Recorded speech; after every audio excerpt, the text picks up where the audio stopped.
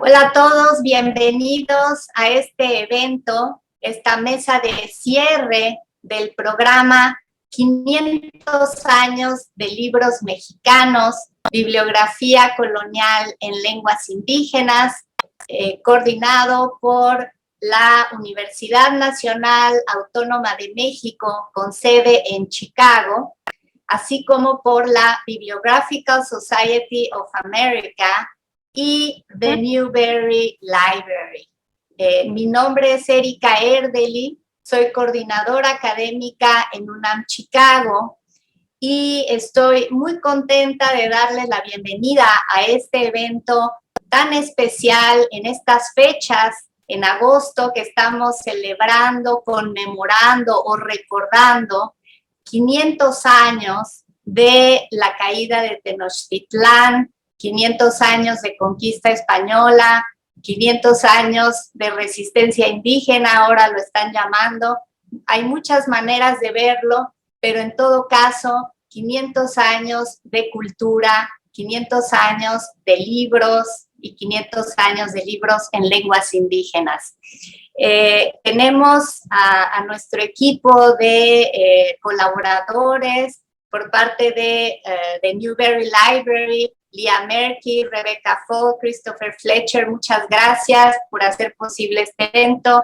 Por parte de la Bibliographical Society of America, tenemos a Erin McGirl en toda la coordinación logística y tenemos también pues a un equipo de traductores, intérpretes, subtituladores que harán posible que más personas puedan disfrutar de este evento. Y bueno, pues voy a comenzar por presentar a la coordinadora de este programa y que va a ser nuestra moderadora el día de hoy. Se trata de la doctora Marina Garone Gravier. Marina es doctora en Historia por la UNAM y desde 2009 es investigadora del Instituto de Investigaciones Bibliográficas de la UNAM, donde fundó y coordina el Seminario Interdisciplinario de Bibliología. También es investigadora correspondiente del Instituto de Arte Americano e Investigaciones Estéticas de la Universidad de Buenos Aires y es co-coordinadora de la Red Latinoamericana de Cultura Gráfica. Es miembro del Sistema Nacional de Investigadores y también delegada mexicana ante Society for the History of Authorship, Reading and Publishing. Bueno, pues ha sido galardonada con varios premios importantes, su trabajo es ampliamente reconocido, particularmente en los Estados Unidos, y pues es un gran gusto darte la bienvenida, Marina, y comenzar con esta mesa redonda de cierre de este maravilloso ciclo de conferencias que nos has ofrecido. Adelante, Marina. Muchísimas gracias, Erika. Buenas tardes a todos y a todas los que nos acompañan. Para mí es un verdadero honor y privilegio haber llegado hoy a este panel de cierre.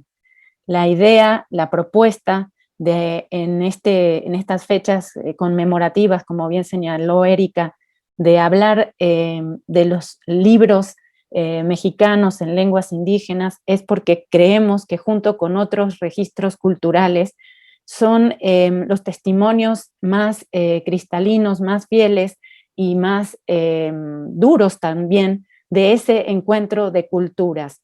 En este panorama, en este contexto, nos parecía importante mostrar algunas, que obviamente no fueron todas, quedan muchas más, de las líneas, vertientes o temáticas que los libros nos permiten conocer de qué pasó hace 500 años y cómo esos libros hoy tienen la posibilidad de seguir siendo revisados, seguir siendo analizados, seguir siendo estudiados, conservados, catalogados, custodiados en las bibliotecas.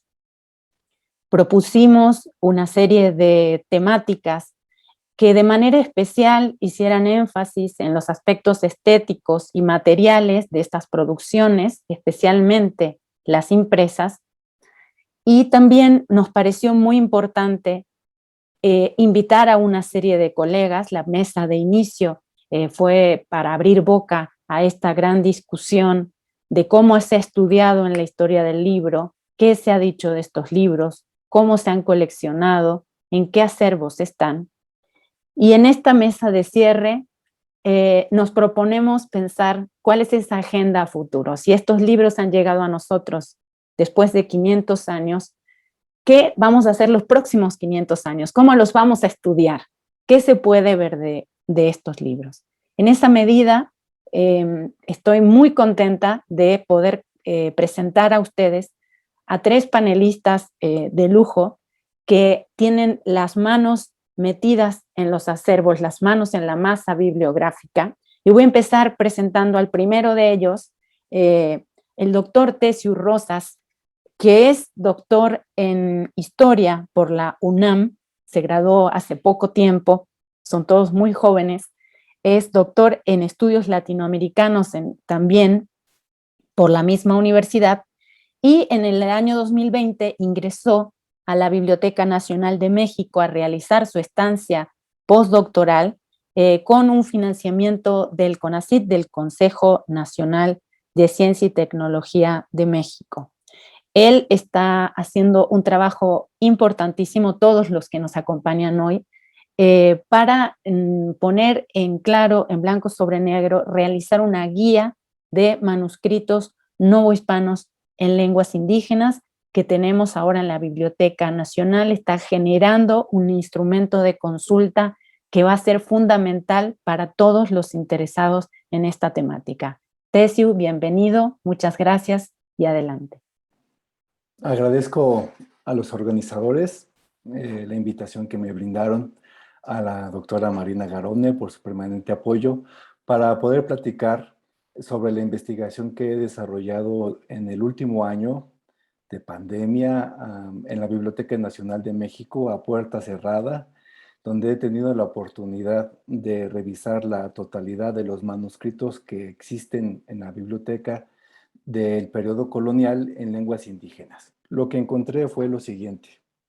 Existen 55 manuscritos de este periodo en lenguas indígenas, de 1550 a 1820, es el periodo que acoté.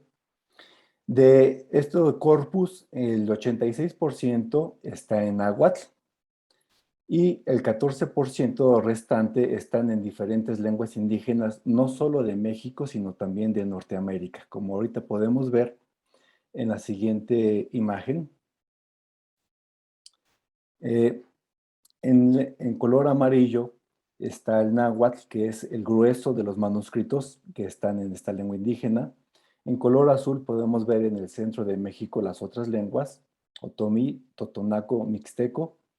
Y en la parte superior podemos ver que también hay Nootka de Vancouver, Inuit del estrecho de Bering y Aleutiano de las islas Aleutianas. De estas últimas cabe destacar que se identificaron, no se conocían. Por ejemplo, el Inuit decía idioma de la bahía de Norton, es parte del producto, la identificación. Y también se identificaron lenguas extintas como el barbareño de California y el ópata de Sonora.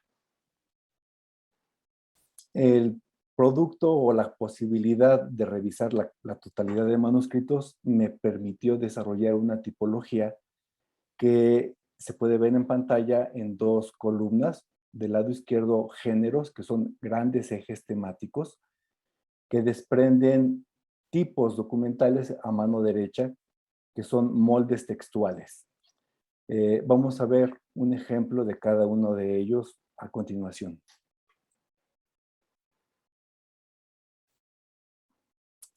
Este manuscrito es una gramática, se les conoce como artes.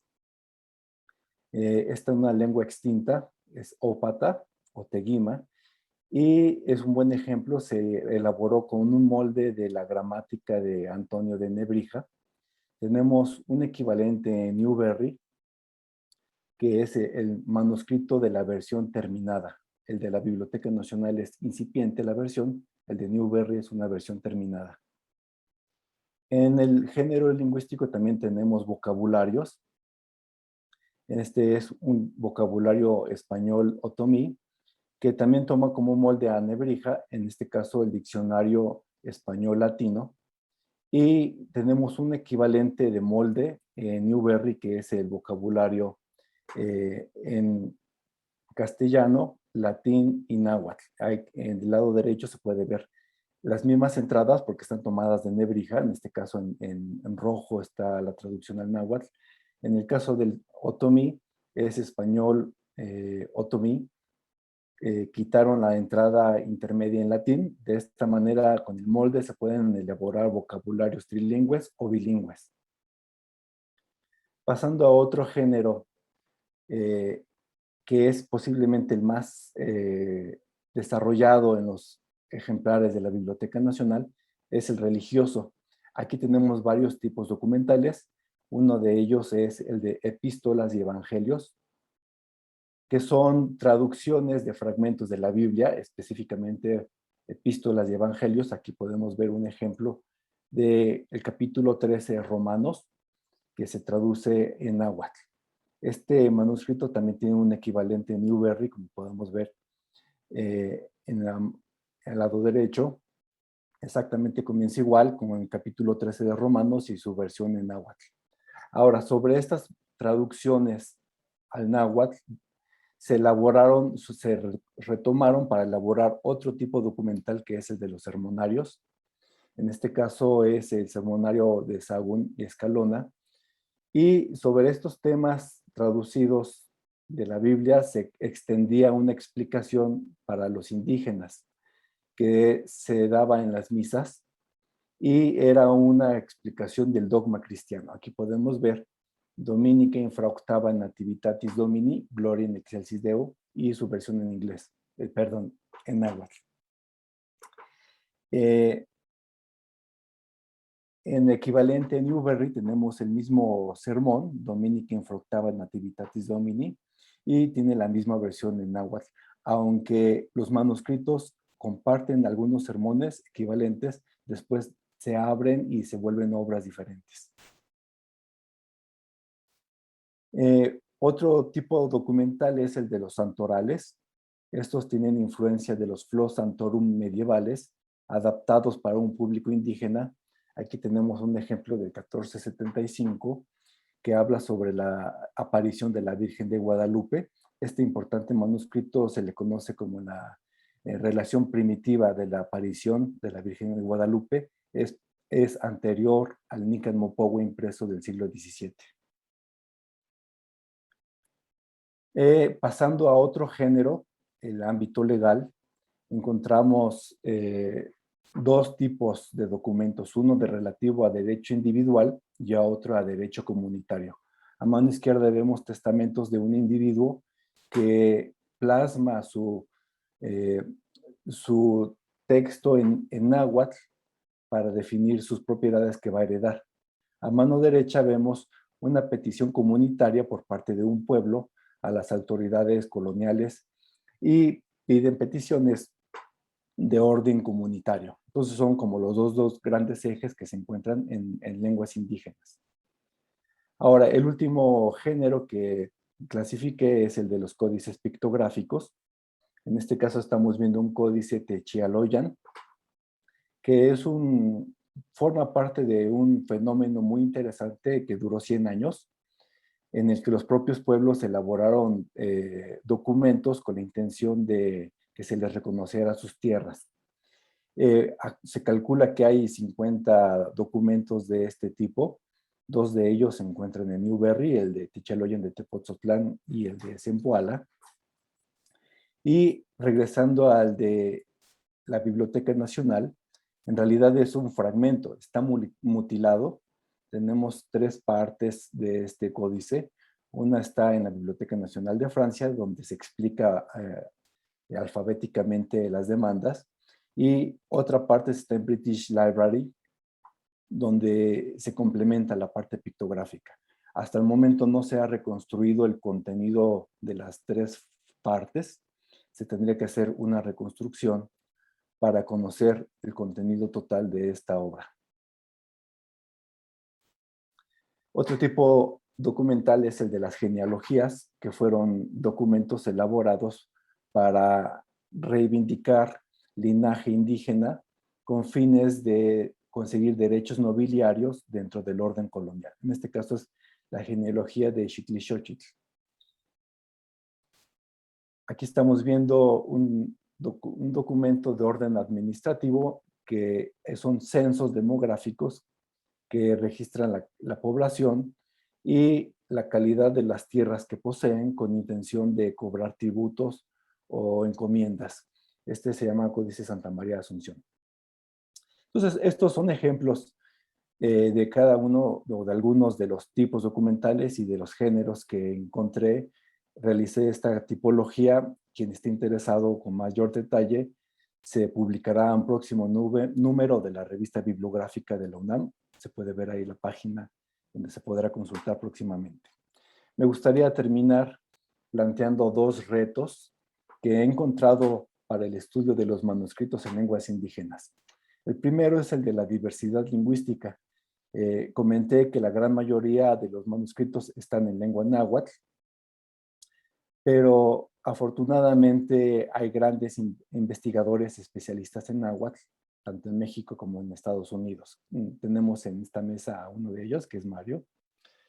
El reto tal vez sería con el resto de las lenguas indígenas que no son tan estudiadas y que además implica un reto para el investigador que estudie un corpus, el de atender múltiples lenguas indígenas, incluso algunas de ellas extintas. Entonces es verdaderamente un reto acceder al contenido, pues implica el conocimiento de múltiples lenguas indígenas. El segundo reto es el de la dispersión del patrimonio documental. Puse ejemplos equivalentes, es decir, entre comillas equivalentes entre Newberry y la Biblioteca Nacional de México, puesto que no comparten múltiples elementos y que en realidad reflejan diferentes momentos del proceso de elaboración de la obra y que en muchas ocasiones son completamente obras diferentes, aunque aparentemente es la misma. Y otro ejemplo es el del Códice Techaloyan que mostré, que en realidad está mutilado y los fragmentos de esta obra unitaria se encuentran dispersos en el mundo. Hace falta una reconstrucción para acceder a este tipo de documentos. Entonces es un reto no solamente acceder a esta reconstrucción, sino incluso identificar en qué acervo se encuentra un equivalente o la otra parte de un documento. Es todo un reto para cualquier biblioteca identificar documentos relativos. Entonces, bueno, son los dos retos, los realicé a partir del corpus que revisé de la Biblioteca Nacional, pero creo que cualquier biblioteca que tenga un acervo con este tipo de documentos también puede tener afinidades con este tipo de apreciación que realicé. Les agradezco su atención. Muchísimas gracias, Tessiu, por este panorama sucinto y puntual que nos presentas, pero que cumple a cabalidad con el objetivo de la mesa, que es ver las ventanas de oportunidad que podemos construir a partir de este encuentro y de otros interesados en este tema. Y aprovecho este comentario para invitar a quienes nos acompañan a que realicen sus preguntas, por favor, en el chat, para que con posterioridad a las presentaciones los panelistas puedan responderla. Quiero resaltar y señalar una cosa muy importante que pone Tessiu sobre la mesa, que es la necesidad de enfatizar las bibliotecas en red, es decir, cómo los materiales tienen que dialogar, los de un acervo, por ejemplo, de nuestra Biblioteca Nacional, con los de otros acervos, los ejemplos que él enlaza de Newberry, que están vinculados, hermanados, estrechamente con materiales que tenemos en la Biblioteca Nacional de México, son elementos que permitirían fortalecer proyectos multilaterales, multinacionales, para profundizar en el conocimiento de las lenguas. Este vínculo profundo de documentos que nosotros tenemos nos permite también ver los distintos estados de escritura de algunos textos que tiene implicaciones filológicas y también históricas, muy interpretativas, muy importantes. Cuando él habla de estos documentos equivalentes, creo que se abren muchas posibilidades con este tipo de presentaciones, y también invitamos a los académicos que están trabajando temas hermanos que se vinculen con los panelistas de esta mesa, con UNAM Chicago, con UBR Library, con la Biblioteca Nacional de México, conmigo si quieren también. Vamos a ofrecer los correos electrónicos de los participantes. En un momento los vamos a poner también en el chat para que puedan tomar contacto con ellos. Son estudios absolutamente actuales. Quiero ahora presentarles, ceder la palabra a Analú María López. Analú es bibliotecaria, archivera y fotógrafa que, como ella define en su biografía, vive en las tierras tradicionales de la Confederación de Illinois, de las naciones originarias Peora y Cascaya y del Consejo de los Tres Fuegos. También ella dice, no me atrevería a pronunciar las palabras porque no las sé, pero ella nos la puede decir. También otras naciones llaman a hogar a la que hoy conocemos como Chicago. Nacida y criada al lado sureste de Chicago, en el barrio de La Villita, donde ella reside, ella es huachichil, Xiu, de las tribus chichimecas de México, interesada en narrativas indígenas subrepresentadas que tratan sobre identidad, lenguaje y descolonización. Escribe y crea proyectos fotográficos que exploran estos temas. Analú es maestra en bibliotecología y ciencias de la información, con un certificado en archivos y recursos y servicios del patrimonio cultural por la de Dominican University, y tiene especialización en estudios latinoamericanos por The Columbia College de Chicago. Actualmente ella trabaja en Newberry Library como bibliotecaria justamente de estudios indígenas en la colección Eyer, que Tesio acaba de mostrar estos enormes, estrechísimos vínculos que tenemos con el patrimonio que custodiamos. Analú, bienvenida, adelante y muchas gracias. Sí, muchas gracias a ustedes por la invitación hoy para participar en la mesa redonda. Voy a apagar mi video porque tengo problemas electrónicos acá, pero luego lo voy a volver a aprender cuando ya termino. Pero sí, muchas gracias a todos y los organizadores. Primero sí quería empezar, Primero quería empezar con un reconocimiento de tierras. Ubicada cerca de la confluencia de varias vías fluviales, la Biblioteca Newberry se encuentra en un terreno que se cruza con las tierras aborígenes de varias naciones tribales. El Consejo de los Tres Fuegos, las naciones Potawatomi, Odawa y Ojibwe. La Confederación de Illinois, las naciones Peoria, Kacasia y las naciones Miami, Weya, Tlaquehuaque y Meskwaki. Las naciones Ho-Chunk, Menominee, Kickapoye y Mascouten también llaman hogar a la región del noreste de Illinois. Los pueblos indígenas continúan viviendo en esta área y celebran sus enseñanzas y formas de vida tradicionales. Hoy, Chicago es el hogar de una de las comunidades indígenas urbanas más grandes de los Estados Unidos, y esta tierra sigue siendo un lugar importante para los pueblos indígenas. Como institución de Chicago, es responsabilidad de Newberry reconocer este contexto histórico y establecer relaciones recíprocas con las naciones tribales en cuyas tierras estamos ubicadas. Reconocer este contexto es muy importante, no solo para recordar el contexto histórico, sino también para reconocer el presente y futuro de los pueblos que aún se reprimen. Hoy voy a hablar un poco brevemente sobre el Newberry, la colección de estudios indígenas aquí en el Newberry, el trabajo que hago aquí, específicamente unos proyectos de colaboración con miembros de las comunidades indígenas aquí en Chicago, pero también en México. Tengo muchos intereses, pero mi pasión radica en las colaboraciones comunitarias intencionales, como les llamo, y los esfuerzos para preservar y revitalizar las lenguas originarias. Y hago este trabajo tanto dentro como fuera del Newberry, con proyectos que a veces se superponen.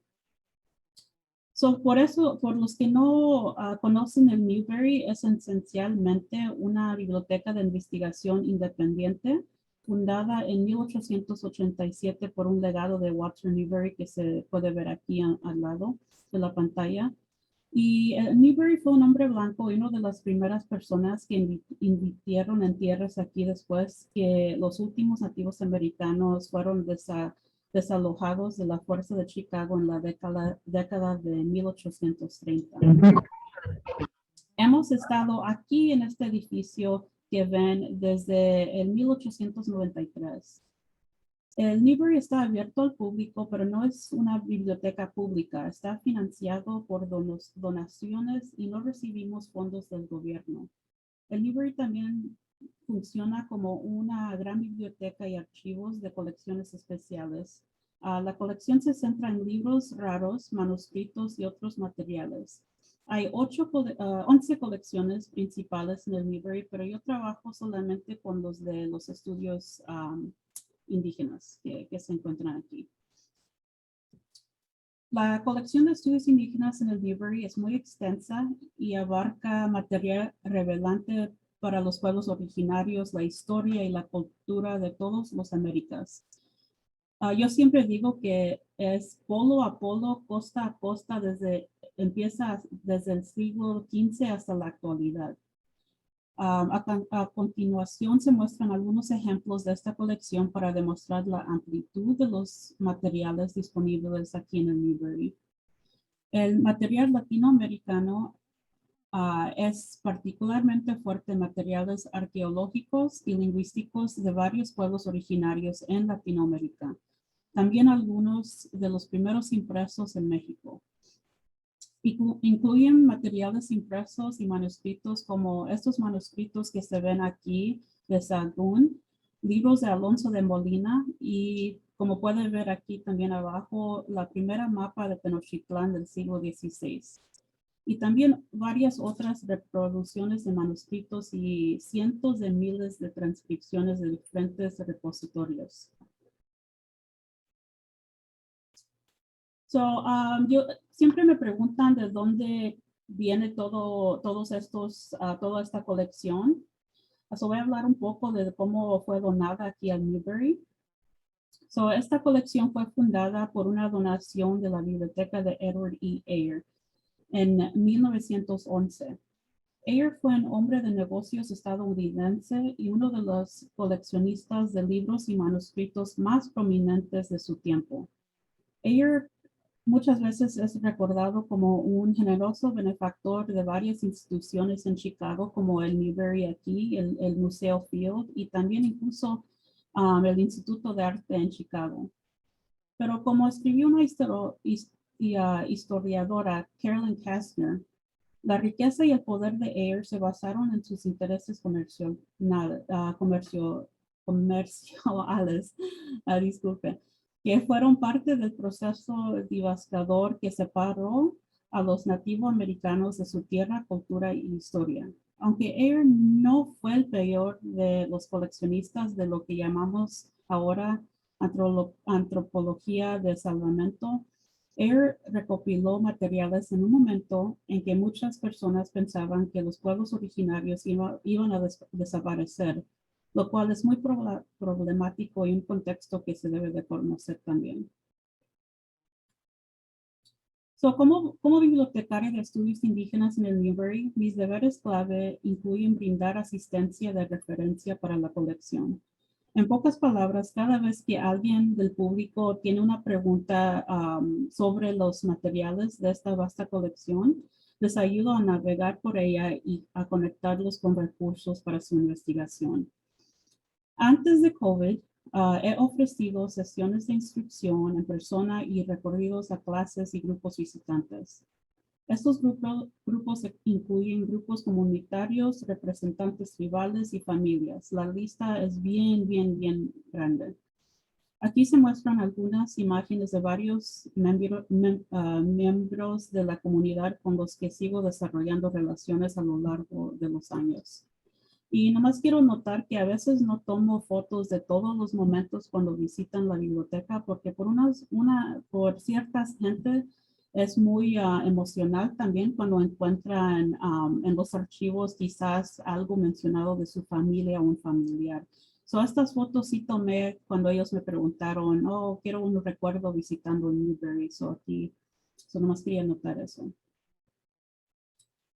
So, cuando comencé en este puesto en la biblioteca en 2017, he realizado esfuerzos intencionales para reconectar a varias personas con los materiales de los archivos. También para mí ha sido muy importante aprender náhuatl, no solo para entender y hacer el trabajo en la biblioteca, sino para comprender mi pertenencia y acercarme a los pueblos vivos a través de su lengua. Y esto es parte del proceso de la descolonización. Algunos de estos esfuerzos han implicado conectar a las comunidades nahuas de América Latina y a los miembros de la comunidad nahua descendientes de Chicago con los materiales de la colección. Este incluye una visita de clase con un grupo que organizamos en idioma náhuatl, que se ve aquí en esta foto. Y luego también, además parte de la clase, también desarrollamos recientemente un sitio web donde priorizamos el idioma y proporcionamos recursos de una variedad de repósitos. Aquí subimos no nomás material de Newberry, pero también otras cosas educativas y cosas así, recursos de otros repositorios. Y también subimos como otros materiales lingüísticos que pueden usar el público también. Ok, también Victorino, que puede ver las dos fotos en la pantalla, es un educador lingüística y amigo náhuatl, visto aquí que viene al Newberry con frecuencia y aquí está ayudando a dirigir una presentación en la biblioteca centrada en materiales en idioma náhuatl. Y la imagen de abajo es cuando participó también Victorino en otro programa del Newberry, titulado Idiomas Indígenas y Pueblos del Medio Oeste, que reunió a 5 líderes de comunidades indígenas que trabajan en la educación y revitalización de idiomas. La parte de las visitas de clases, las clases son espacios seguros donde tenemos discusiones sobre el impacto de la colonización, el lingüicidio y el genocidio que uno puede encontrar dentro de muchos de estos libros. Por ejemplo, aquí en Molinas, Confesionario Mayor, edición del siglo XVI, de 1571, que está aquí en el Newberry, enseña a un hombre náhuatl en las garras del diablo, así se describe, confesando a un sacerdote franciscano. Y aquí menciona una penitencia que debe de decir uno. No más lo voy a leer aquí en el español. No he amado a Dios con todo mi corazón. Creí en sueños, creí cuando lloró el tecolote y pájaros. Otro proyecto que también realizamos Victorino y yo fue cuando colaboramos en una redacción de un artículo de 2019 que se centró en un manuscrito del siglo XVII de la colección que pueden ver aquí que lo tenemos aquí en el Newberry. Y Abelardo de la Cruz, otro investigador náhuatl de Chicontepec, también nos transcribió este documento. Es posiblemente la primera vez que se publica una idioma indígena moderna en la revista del Newberry. Mis esperanzas son hacer más de este tipo de proyectos y crear oportunidades para los miembros de la comunidad. En conclusión, esas son así nomás bien solo algunas pocas colaboraciones intencionales de las muchas que he hecho a lo largo de los años desde que ocupé este puesto. Y espero hacer muchos más en los próximos años en los que priorizamos el acceso y la investigación por parte de miembros y académicos también de los pueblos originarios. Básicamente. Muchísimas gracias, Analu, por esta presentación que nos haces, que al menos en lo personal me deja pensando en la absoluta responsabilidad que tienen los acervos bibliográficos que custodian materiales, manuscritos o impresos en lenguas originarias para generar y tejer vínculos, enlaces con las comunidades, con los hablantes, con los representantes de las distintas naciones. Tú haces énfasis específico en el náhuatl, porque además tú misma nos explicas que para ti tiene un impacto identitario importante, y es muy importante ver que nuestras bibliotecas, nuestros acervos y archivos tienen documentos de muchísimas otras naciones. Tenemos acá entre los asistentes, nos acompaña Seferino Mendoza, que viene de Oaxaca, y creo que es muy importante ir ampliando esa red de colaboraciones, y me gustaría en la ronda de preguntas que nos contaras un poco más cómo son esas estrategias que tú has llevado para acercarte a las comunidades y generar esos puentes. La preocupación es que a veces estos acervos se ven solamente como espacios de investigación para investigadores o para cosas académicas, y me parece que tenemos ahí otra ventana de oportunidad, otra brecha para entender que tenemos un patrimonio vivo y que tiene una función todavía hoy y que la tendrá para adelante. Entonces eso me gustaría que luego nos contaras tus tips, a ver si podemos tomar algunos prestados. Y bueno, voy ahorita a presentarles al último de nuestros panelistas. Me da muchísimo gusto también contar con él, que es Mario Alberto Sánchez Aguilera, quien es doctor en Historia por la Universidad Nacional Autónoma de México, y, doctor en Estudios Mesoamericanos y licenciado en Etnohistoria. Él imparte la asignatura de Náhuatl 1 y 2 en la licenciatura de Historia en la Facultad de Filosofía y Letras en la universidad, y es miembro del proyecto Sermones en Mexicano, que se coordina en el Instituto de Investigaciones Históricas de la UNAM, del que nos podrá luego, en todo caso, en la ronda de preguntas ahondar un poco más, contar quiénes más participan. Su principal tema de investigación es el proceso de evangelización, en particular las estrategias de negociación y transvase cultural entre intelectuales indígenas y frailes durante el siglo XVI, y cómo se manifiesta estos intercambios y negociaciones en obras catequéticas en lengua náhuatl durante los siglos XVI y XVII. Mario, bienvenido. Muchas gracias, te escuchamos con atención. Muchas gracias, Marina. Voy a compartir mi pantalla porque he preparado una pequeña presentación y también he preparado un texto que voy a leer porque yo soy muy disperso, entonces me tengo que ceñir a mi guión.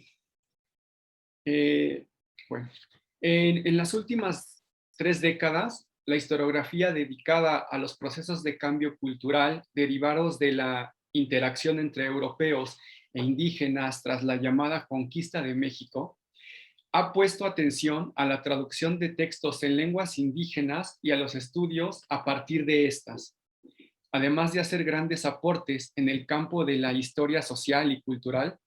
Estos trabajos han dado a conocer una serie de fuentes históricas que, además de haber permanecido inéditas durante siglos, eran solamente del conocimiento de unos pocos, es decir, unos pocos que podían viajar a bibliotecas en el extranjero, que tenían acceso a los manuscritos y particularmente que los entendían, que entendían en qué lengua estaban escritas o que podían descifrar los códices, ¿no?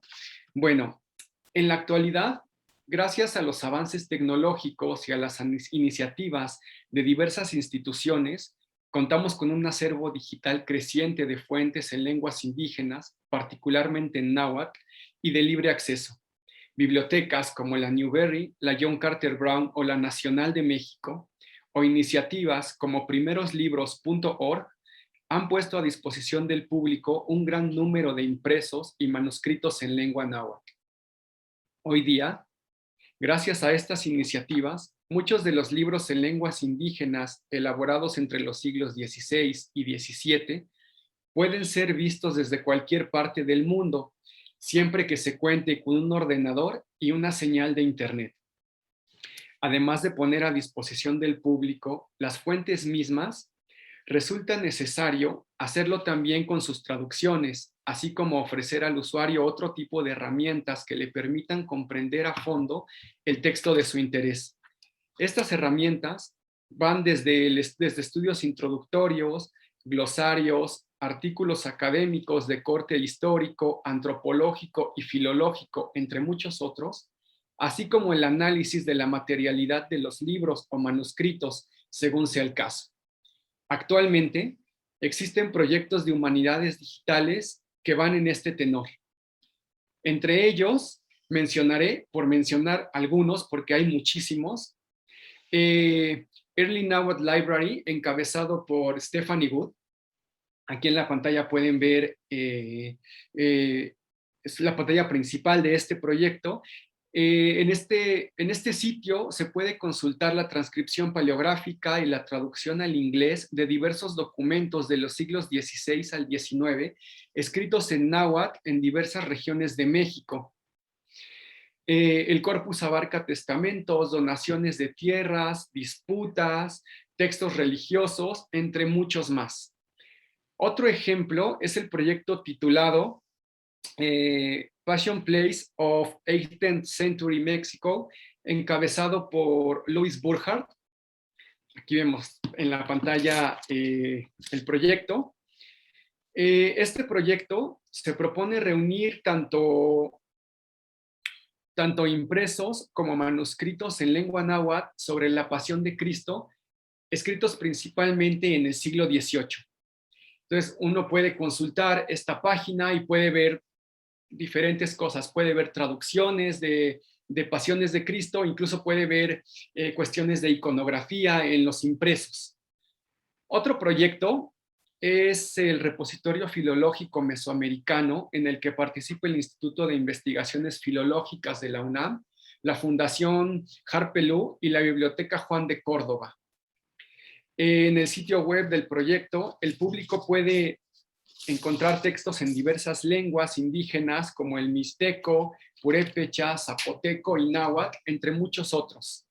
Y los textos que hay albergados en este sitio van desde el siglo XVI hasta el XIX. Y en este sitio se le brinda al lector un panorama histórico del documento que va a consultar, así como de las características materiales que lo componen. Ahora bien, por nuestra parte, en el Instituto de Investigaciones Históricas de la UNAM, desarrollamos el proyecto Sermones en Mexicano, que aquí pueden ver en pantalla la página principal, coordinado y urdido por la doctora Berenice Alcántara. Se trata de un proyecto en el que colaboramos investigadores de México, Francia y los Estados Unidos, cuyo objetivo es ofrecer por vez primera una perspectiva sobre las singularidades del vasto corpus de sermones en lengua náhuatl que hoy se conservan. La primera etapa del proyecto se ha concentrado en el diseño de un catálogo digital que facilite la consulta de estos textos y en particular en la traducción y edición crítica de dos importantes sermonarios del siglo XVI. Tesio ya nos hablaba un poquito de estos sermonarios, yo voy a ver un poco más. Se trata del manuscrito 1482 de la Biblioteca Nacional de México, que contiene sermones de Fray Bernardino de Sahagún y de Fray Alonso de Escalona, y el manuscrito 1485 de la colección Ayer de la Newberry Library, que consta de 64 sermones elaborados por Fray Bernardino de Sahagún y sus colaboradores indígenas. Aquí en pantalla pueden ver los dos manuscritos.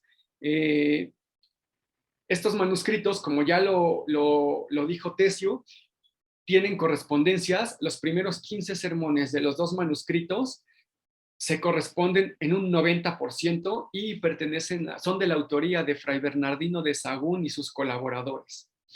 Ambos manuscritos se publicarán en forma digital y en formato impreso. En el caso del manuscrito 1458 de la colección Eyer, 1485 de la colección Eyer, a cuya transcripción, traducción y estudio he dedicado yo varios años, gracias al apoyo de la Newberry Library, de la UNAM Chicago, de la Coordinación de Humanidades y del Instituto de Investigaciones Históricas de la UNAM, el público podrá tener entre sus manos una edición crítica en papel y podrá consultar también en libre acceso una edición facsimilar digital donde apreciarán las imágenes del manuscrito junto a su transcripción y traducción al español. Aquí podemos ver en pantalla, esto es una muestra, todavía no está en el sitio, pero así es como se va a poder consultar el manuscrito de 1485 de la colección Eyer, que es el Sermonario de Sahagún. Entonces se podrá ver la imagen, vamos a decir el facsímil, la transcripción paleográfica y la traducción. Y uno va a poder alternar, podrá solo ver transcripción y traducción, o el manuscrito en la transcripción, o la simple traducción. Uno puede elegir que si quiere ver las tres juntas, si quiere ver una, dos, o cuáles, ¿no? Ok. El estudio introductorio que acompañará a la edición en papel de este manuscrito, en ese estudio doy cuenta del género del sermón y de la manera en que éste entró a la literatura de evangelización en lenguas indígenas en la Nueva España. Asimismo, presento las particularidades y complejidades de las piezas que componen el volumen, desde sus rasgos doctrinales hasta las interpolaciones con otros géneros textuales indígenas y las distintas referencias a elementos del mundo indígena que contienen. Por su parte, la edición del texto náhuatl del manuscrito y su respectiva traducción, que aparecerán tanto en la versión impresa como en la digital, posee varias características que resultan relevantes. En primer lugar, en la transcripción logré rescatar todos los paratextos que se insertaron en el manuscrito en distintas épocas. Aquí los podemos ver a los márgenes del manuscrito, que es bastante complicado hacer la paleografía de estos paratextos. Así también se podrán identificar en la versión impresa las manos a las que pertenecen estas anotaciones. Logré identificar las manos de todos los anotadores. En la parte de la traducción de los sermones, traté de adoptar un lenguaje que fuera asequible a todo tipo de público y que al mismo tiempo rescatara características muy particulares del género del sermón, aquellas características más importantes de la obra, es decir, los neologismos de evangelización y varios conceptos y recursos discursivos indígenas. Además, la traducción al español va acompañada de notas que proporcionan al lector datos adicionales, como la identificación de las citas bíblicas que aparecen en los sermones. Con este trabajo, junto con la edición del manuscrito 1482 de la Biblioteca Nacional de México, el proyecto Sermones en Mexicano permitirá al público acceder al contenido de dos importantes fuentes del siglo XVI. Ahora bien, hoy día me encuentro haciendo una estancia postdoctoral en el Instituto de Investigaciones Bibliográficas de la UNAM, bajo la tutela de la doctora Marina Garone. En esta estancia me he propuesto dar a conocer el vínculo entre algunos manuscritos en lengua náhuatl escritos en el siglo XVI en el ámbito intelectual del Colegio de Tlatelolco y varios impresos en latín y castellano que contienen obras para la educación de los príncipes cristianos. Estoy enfocado particularmente al manuscrito 1477, titulado Miscelánea Sagrada.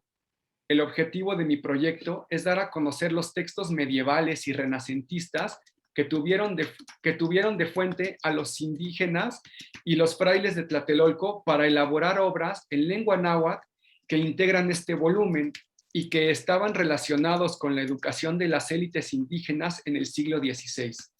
Asimismo, me interesa dar cuenta de las estrategias de trasvase utilizadas por los traductores de dichas obras. Como uno de los principales productos de este proyecto, planeo elaborar una base de datos que contendrá los títulos de las obras impresas en latín y castellano que fueron ocupadas por los colegiales de Tlatelolco y los frailes para la elaboración de obras en lengua náhuatl destinadas a la educación de las élites indígenas en el centro de México. Esta base de datos permitirá vincular manuscritos e impresos que forman parte de los acervos de la Biblioteca Nacional de México.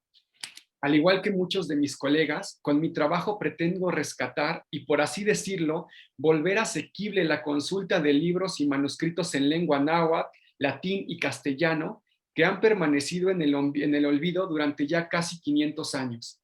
Estos libros, que en su tiempo estuvieron destinados a la educación de las élites indígenas y a la evangelización de los naturales en general, hoy son fuentes históricas de primera mano que nos pueden dar luz sobre los procesos de intercambio cultural entre indígenas y europeos. Muchas gracias.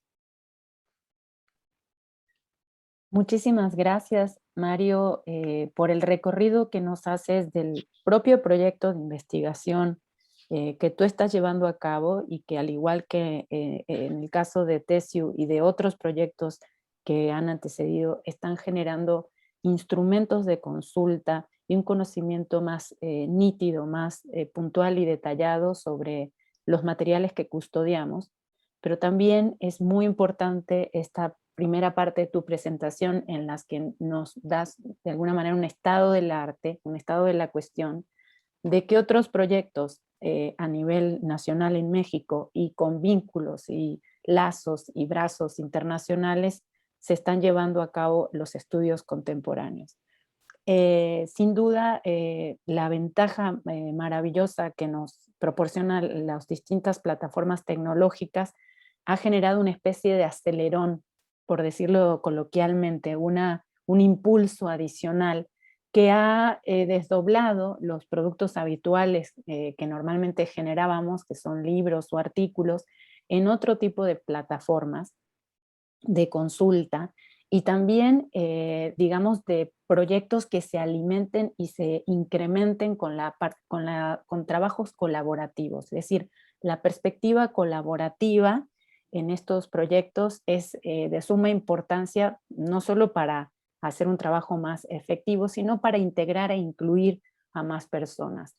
Creo que en tu presentación también es muy evidente los vínculos con colegas a nivel internacional que refuerzan y que a veces nos ponen nos muestran la importancia de los materiales que tenemos, que de otra manera a veces pasan un poco desapercibidos para nosotros, ¿no? O nos muestran nuevas lecturas sobre esos antiguos documentos.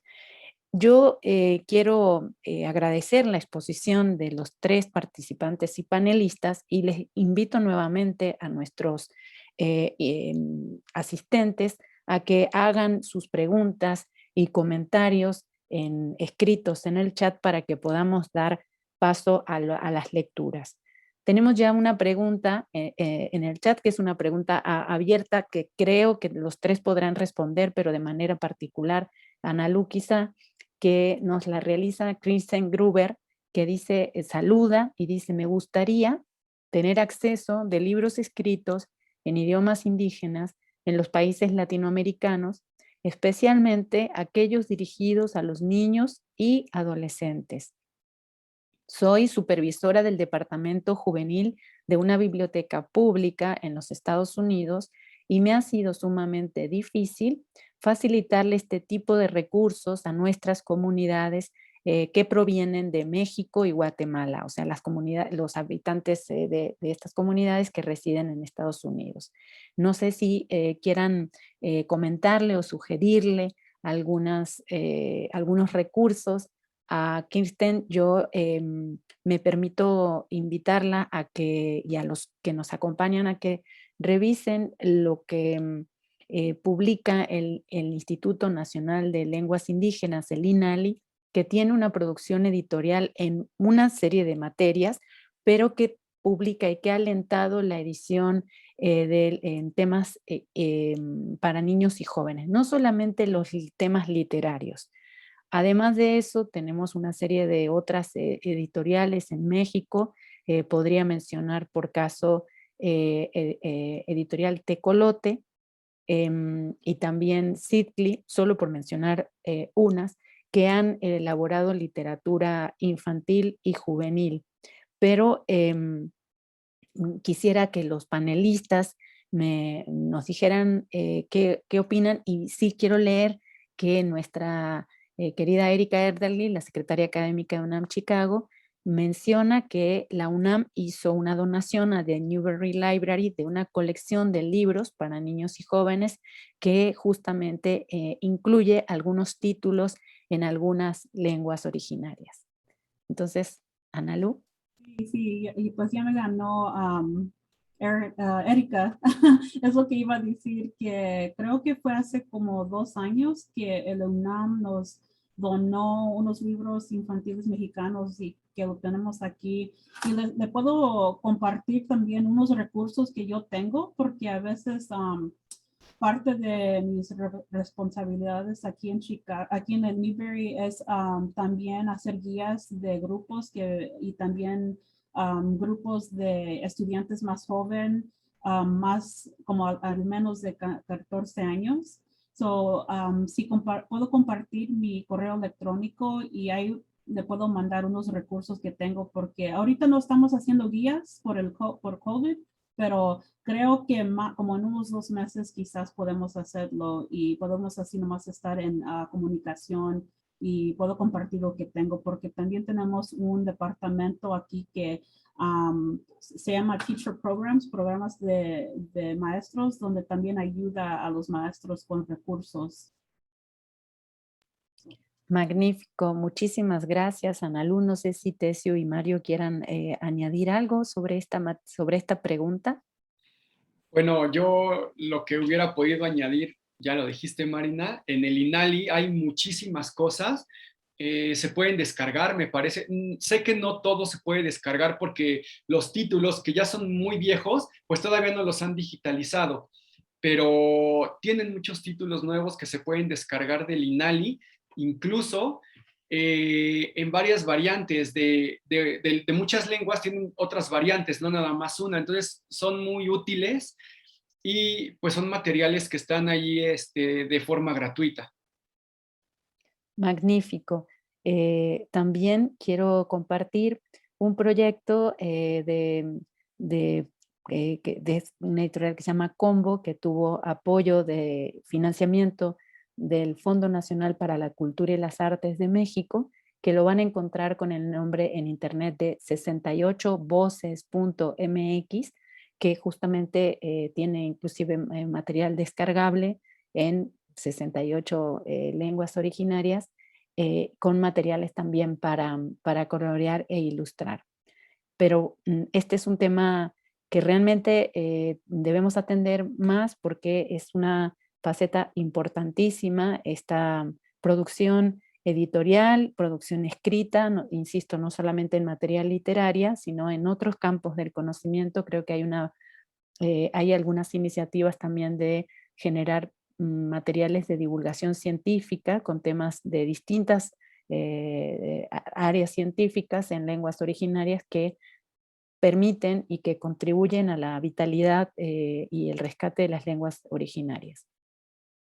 Dicho lo anterior, quiero volver sobre la pregunta que le hice a Ana Luz, si nos puede ampliar un poco en sus estrategias para generar estos vínculos con los hablantes y con las comunidades.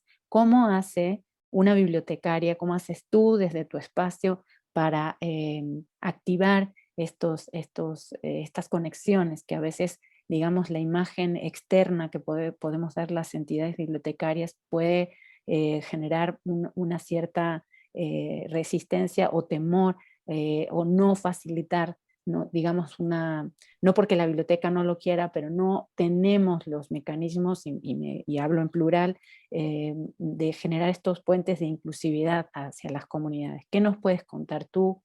¿Qué podemos hacer? ¿Qué te ha resultado? Sí. Yo vengo también pues la comunidad aquí que me creí en Chicago, ¿verdad? Es en el barrio que se llama La Villita y he trabajado desde muy joven colaborando con comunidades aquí en Chicago, pero no nomás aquí, pero en México. Y eso es antes de que empecé en la escuela, a la universidad también. Tengo mucho como background, ¿verdad? Trabajando con varias comunidades, pero también con parte de la responsabilidad que tengo aquí en el Newberry, es también colaborar con departamentos aquí en también un nuevo proyecto que tenemos que nos va a ayudar mucho a hacer estas colaboraciones más grandes con comunidades.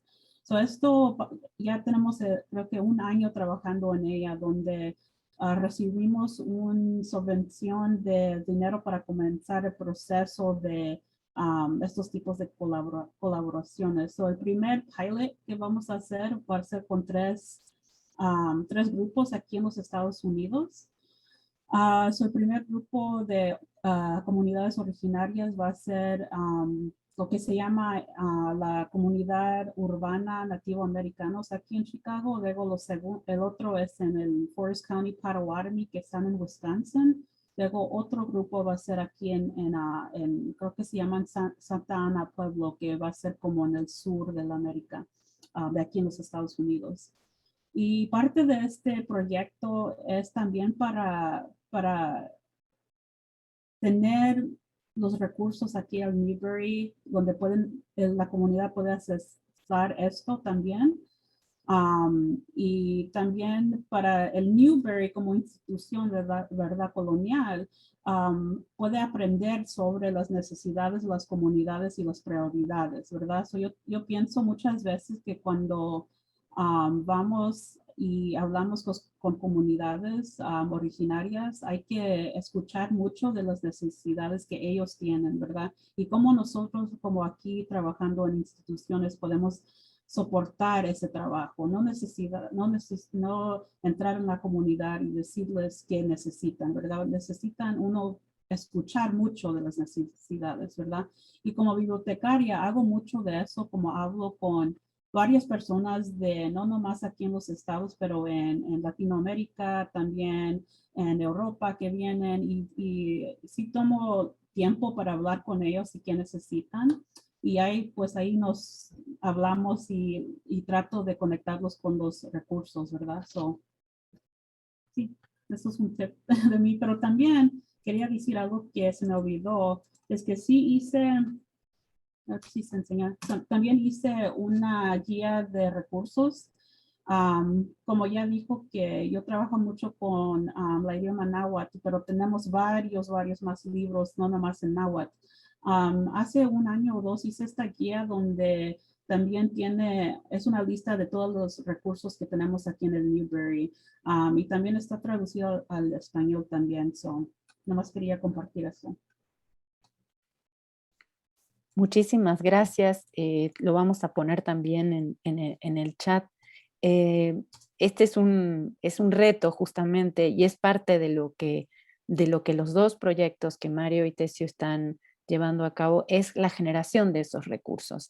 A veces las bibliotecas tienen los materiales, los tienen descritos en un cierto grado de profundidad, pero no necesariamente se ven en sistemas, es decir, hay que picar mucha piedra para llegar a encontrar no solamente los documentos, sino la constelación de esos documentos. Y también luego cómo vincularlos con otros acervos, que es un poco lo que Tesio presentó. En este sentido, me gustaría preguntarle a Tesio cuáles han sido esos retos, digamos, o cuáles son digamos, recomendaciones o tips que puedes darle a otros académicos que se propongan.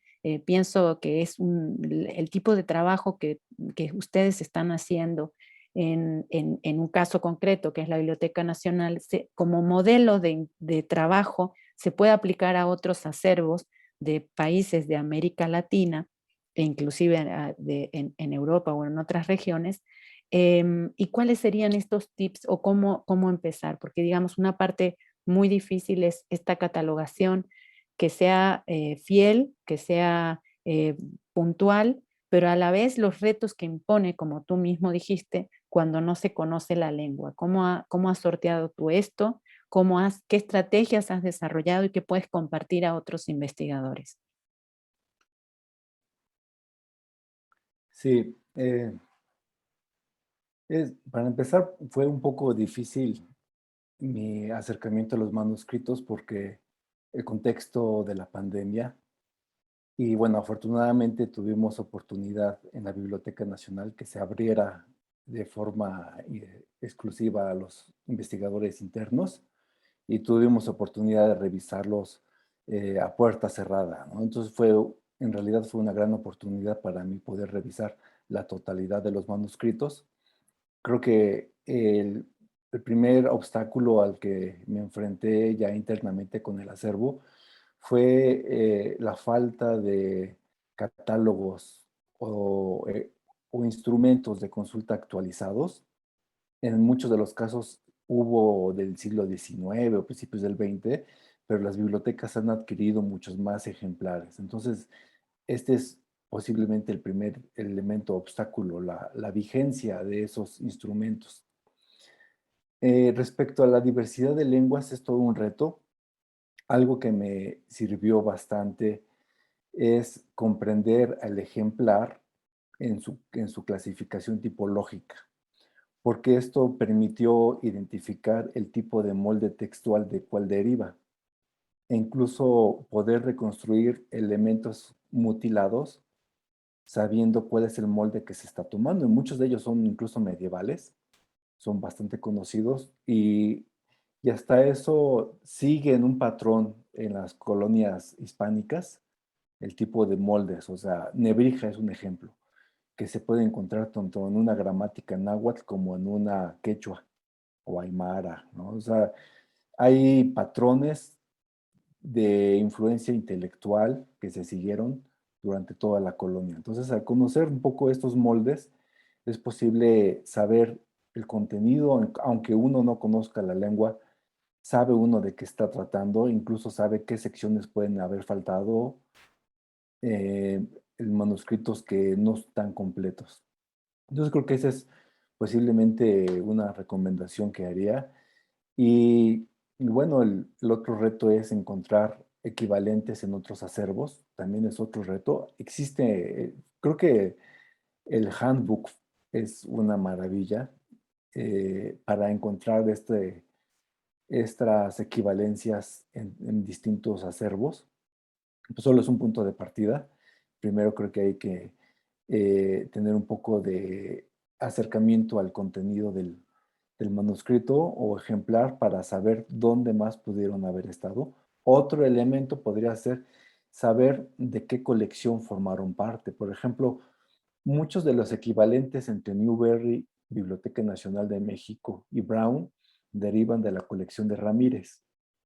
Entonces, uno puede seguir el rastro entre este inventario de Ramírez para saber, recordemos que Ramírez formó parte de la Biblioteca Nacional, varios de los ejemplares quedaron en México, otros se fueron a subasta en Londres y de ahí fueron adquiridos y llegaron finalmente a Estados Unidos. Entonces, este rastreo permite encontrar como qué parte de este lote se fue quedando en el camino y cómo se dispersó y finalmente poder reconstruir ese vínculo. Entonces creo que ese es otro de los tips, si pudiéramos decir, reconstruir la colección de la cual provino para identificar hacia dónde pudo haberse llegado su dispersión.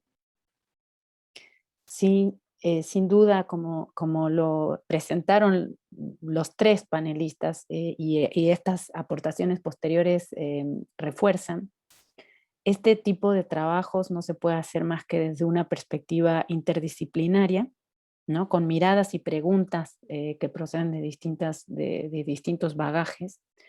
El estudio del coleccionismo y de la dispersión del patrimonio es una pieza fundamental para entender estas filiaciones y estos materiales que están en distintos puntos geográficos al día de hoy, puntos que pueden ser reconectados a partir de las nuevas tecnologías, eso también hay que decirlo.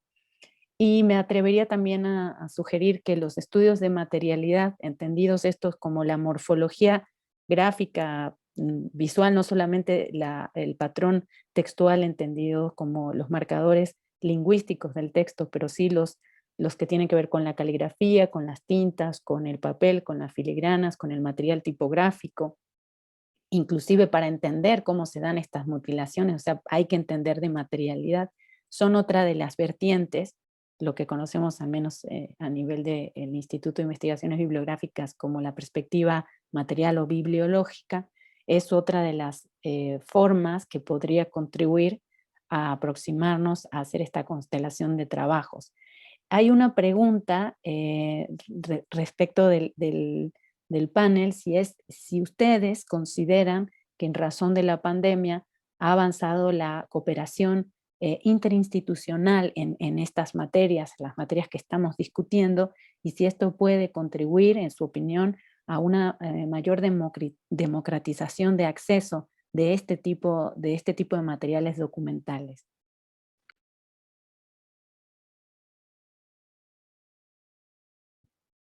Yo voy a hablar desde mi experiencia en esta pandemia. No sé, quizás yo no pueda decir que una cooperación interinstitucional, porque eso lo podrán decir las autoridades de las instituciones. Vamos, yo no conozco, sé que hay muchos convenios, simplemente hace unos meses se acaba de firmar un convenio entre la UNAM Chicago y la Newberry Library. O sea, sé que hay muchos convenios ahora. Mi experiencia en cuanto al acceso de manuscritos, por ejemplo, que es lo que yo trabajo, manuscritos en lenguas indígenas, puedo decir que con esta situación de la pandemia, yo sí he notado que hay una sensibilización de las bibliotecas. O sea, a mí me han mandado algunos manuscritos de otras bibliotecas que años atrás o en otros tiempos hubiera sido imposible que me contestaran tan rápido o que me dijeran, sí, aquí está la foto, tómala, ¿no? Sin que me dijeran antes, sí, pero cuesta tanto, ¿no? Entonces, creo que sí digamos, en mi caso yo sí he encontrado mucha empatía de instituciones en el extranjero, tanto en Estados Unidos como en España, en Francia, que pues se han sensibilizado a esto. Ahora, yo no sé si esto vaya a seguir así después de la pandemia, ¿verdad? Si vaya a seguir así de rápido y si vaya a seguir funcionando de esta manera. Lo que sí es un hecho es que esto nos ha dejado ver que es muy necesario tener los materiales digitalizados, ¿no? Esto sí nos ha dejado ver que eso es muy necesario.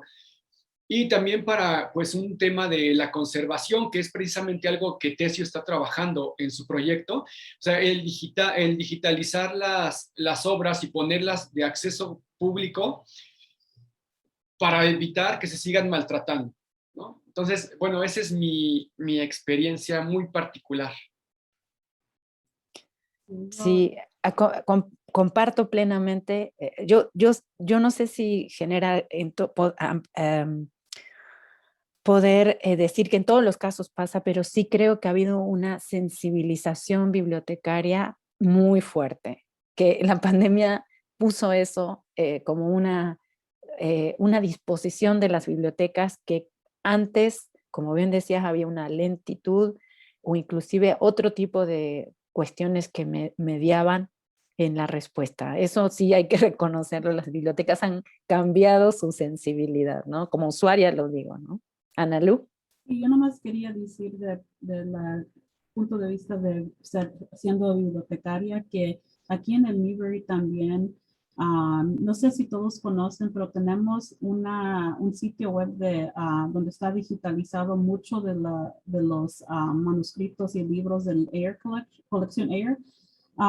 Y tratamos cada año también de continuar digitalizando muchos de los manuscritos, porque reconocemos que a veces hay personas en México o en Sudamérica, en Europa, en otros lados que no pueden venir, ¿verdad? Y más con la pandemia, ¿verdad? Hasta nosotros y como bibliotecarios, yo soy una de como 8 o 10 bibliotecarios que trabajan aquí en el Newberry. Y cuando empezó la pandemia el año pasado, no estábamos trabajando aquí en el Newberry, estábamos trabajando de casa. So eso también creó otro nivel del acceso, ¿verdad? Porque ahí iba gente que nos mandaban mensajes y querían venir a hacer investigación, pero la biblioteca estaba cerrada. Lo que tratamos de hacer mucho, y creo que existió esto antes de la pandemia, pues para mí sí, porque yo trato de mandar recursos a los investigadores cuando necesitan, ¿verdad? Si tienen una pregunta, me hago bien disponible con ellos, y si no encuentro la solución, yo encuentro a alguien que me pueda ayudar para soportar la investigación. Y creo que todavía va a funcionar para nosotros así, donde el post, ¿verdad? Pandemic, ojalá podemos todavía, yo pienso que nosotros aquí en el Newberry vamos a seguir haciéndolo. Pero sí, ahí también puse mi correo electrónico por los que si quieren conectarse conmigo, me gusta ayudar. También otro tip, hagan amigos con todos los bibliotecarios porque a nosotros nos gusta ayudar. Oh, sí. Fantástico, muchísimas gracias, No. Analu. Yo creo que esto va a ser un camino de ida y vuelta en la pospandemia. No solamente serán decisiones de las bibliotecas, sino creo que la comunidad académica en lo general tiene que luchar por esto que fue una victoria, es decir, esta apertura obligada ha sido muy beneficiosa para muchos de nosotros y creo que la comunidad académica también tiene que procurar que eso se mantenga. Tenemos una pregunta que hace Connie Márquez, que saluda a todos y de manera particular pregunta para los participantes mexicanos de la mesa, bueno, todos son mexicanos, pero se refiere concretamente a Tesio y a Mario. Si ustedes creen que hubo algún beneficio dice acá concretamente para los investigadores de estos proyectos, la actual postura política de replantear la conquista española, si ustedes creen que esto ha generado una abundancia de recursos, esto lo dice en términos amplios, no dice financieros, puede pensarse que también vaya a eso, digamos, si hay una especie de correlación entre el momento político histórico y el apoyo a este tipo de investigaciones. ¿Cuál es su opinión al respecto? Bueno, en cierta manera, Tú, Tesio, por favor. gracias. En cierta manera hay un foco de interés muy enfatizado por los 500 años, justamente mañana, ¿no? Es los 500 años de la conquista y en cierta manera pues estamos aquí por este contexto que está concentrando los recursos, todas las personas que están en la organización de este evento que me deja muy contento ver todas las especialidades y personas, el factor humano. En la UNAM está también este énfasis, digamos, temático, mesas de discusión. Creo que en México ha habido una amplia recepción en aspectos de recursos financieros hasta cierto punto. O sea, para hacer estos eventos sí, para hacer investigaciones más a largo plazo no veo algún cambio como hacia la pregunta. Creo que siguen saliendo investigaciones desde los mismos que han hecho en la investigación antes de este debate político sobre reivindicar la conquista o la resistencia indígena, pero sin duda abre un cambio en la forma de hacer la investigación. O sea, si ya en algún momento se había planteado la visión de los vencidos en la historia, siglo XX, creo que este siglo de contexto de 500 años plantea una interpretación que va más allá a la descolonización en la investigación. Entonces, hace un cambio, ¿no? Entonces, en ese sentido sí tiene ese impacto. Sí. Mario, ¿quieres aportar algo a esta pregunta? Sí, bueno, sí, lo que dice Tesio, pero un poco particularmente, aquí le voy a hacer promoción a un proyecto de la UNAM. Hay un proyecto en el Instituto de Investigaciones Históricas que se llama Noticonquista. Precisamente este proyecto arrancó, yo participé en este proyecto, arrancó hace 2 años, y en este proyecto lo que se hace es que cada lunes se va subiendo noticias como que fuera en tiempo real, como si ahorita estuviéramos hace 500 años, ¿no? Noticias como llegan unas embarcaciones y X, ¿no? Entonces, en este proyecto lo que se hace es que se publican cada lunes 2 o 3 artículos muy pequeños que son de divulgación, son 3 o 4 cuartillas. Eh, y lo más importante es que son publicaciones pensadas y escritas para todo tipo de público, desde chicos que van en la secundaria hasta académicos. Y precisamente en este proyecto Noticonquista se ha replanteado esta idea de la visión de los vencidos, ¿no? Y la idea de conquista, ¿no? Se están retomando todos estos conceptos que se utilizaron ya desde hace años de conquista, de encuentro de dos mundos, de visión de los vencidos. Precisamente creo que el lunes de la semana pasada se publicó algo referente a la visión de los vencidos. Entonces, me parece que es un proyecto muy interesante porque no nada más tiene su página, sino que también tiene algunos videos en YouTube y tiene otros proyectos como estaciones de radio comunitarias en lenguas indígenas, ¿no? Donde también están transmitiendo algunas cápsulas que tienen que ver con la conquista. Magníficos. Y estos proyectos que se están haciendo de distintas esferas dentro de la Universidad Nacional Autónoma de México tienen un potencial de divulgación de estos temas y de repensar estos temas, en muchos casos también orientados hacia públicos jóvenes, como estudiantes de preparatoria o estudiantes de grado. Ese también es una cosa importante que hay que señalar, que necesitamos generar o desarrollar estos trabajos para distintos públicos, no solamente con instrumentos de consulta más depurados, sino también con lenguajes adecuados a distintos públicos. Mario, ¿puedes repetir por favor el sitio de Noticonquistas? Es así, www.noticonquista.unam.mx, ¿verdad? Aquí está la liga en el chat, entonces es www.noticonquistatodojunto.unam.mx. Es un sitio que está dentro de la página del Instituto de Investigaciones Históricas de la UNAM. Fantástico.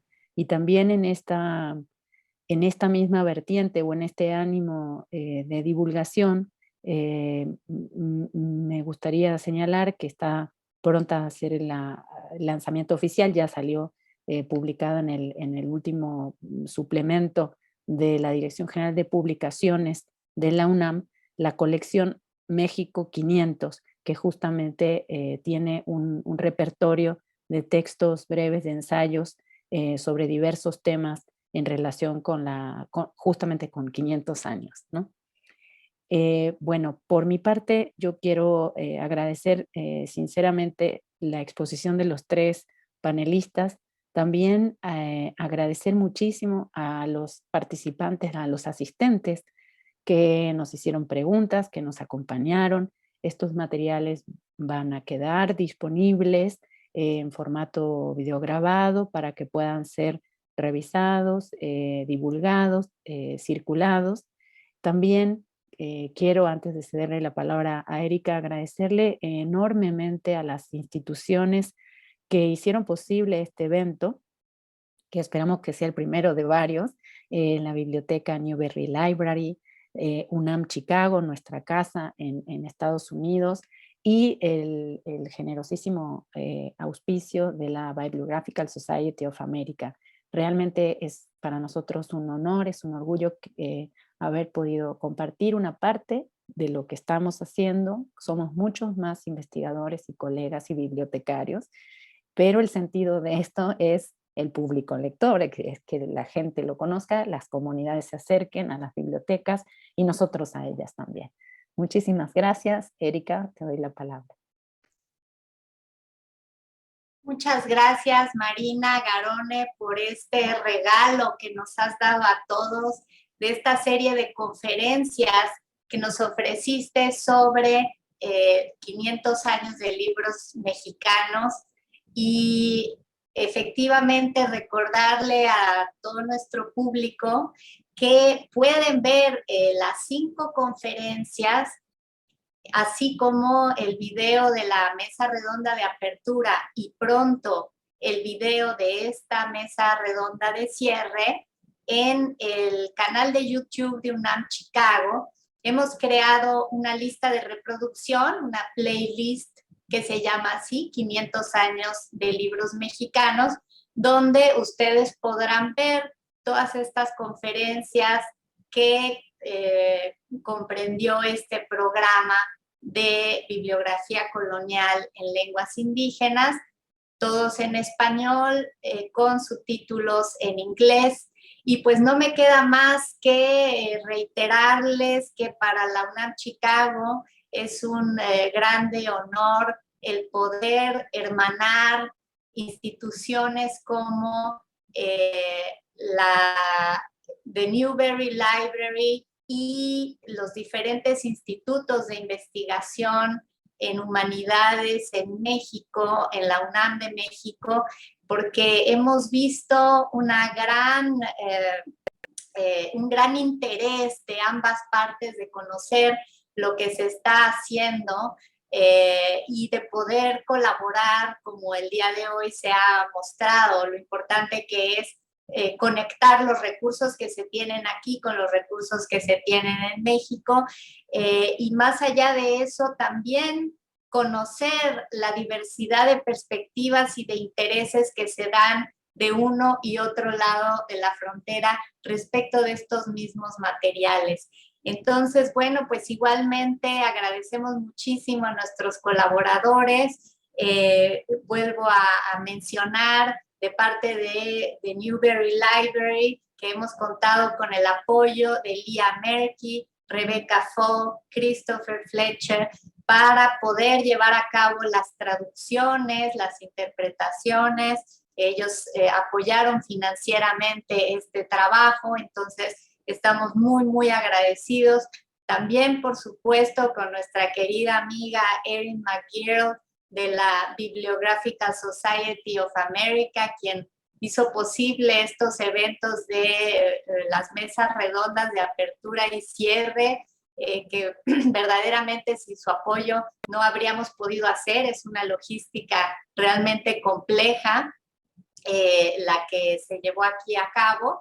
Y pues finalmente a nuestro equipo de traductores, intérpretes, subtituladores, muchísimas gracias Milena, Rocío, Eduardo, Lidia, por haber estado en este evento y haber contribuido a que tanto el público de habla hispana como el público anglófono pudiera disfrutar de este evento. Y bueno, pues sin más, muchísimas gracias a todos ustedes y los invitamos a seguirnos acompañando en todos estos eventos que gracias a la pandemia han podido democratizar el que desde cualquier parte del mundo que se encuentren, pues los puedan ver, disfrutar, aprovechar y por favor compartir. Nos veremos en la próxima.